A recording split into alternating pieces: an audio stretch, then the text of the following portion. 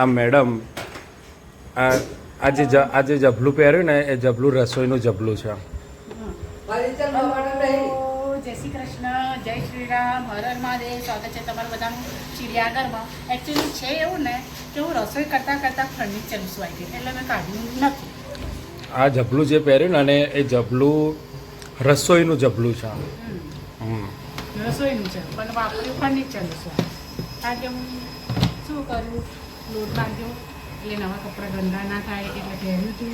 પછી ભાત મૂક્યો, શાક સમારીને કર્યું અને પછી ડાયરેક્ટ આ લૂસવા બેસી ગઈ એટલે મેં કાઢ્યું નહીં. કારણ કે હજુ મારું પાછળ શાક વઘારવા જવાનું પણ ઘડી ઘડી પહેરે ઘડી ઘડી કાઢે એના કરતાં પહેરે જાય.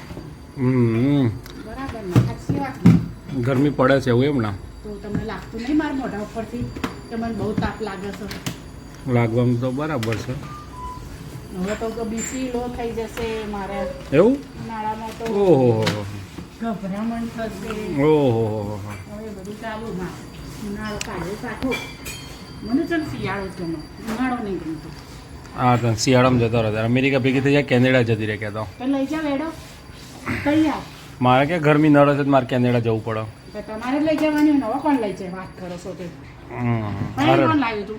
વિચારી હેડો તારો વિચાર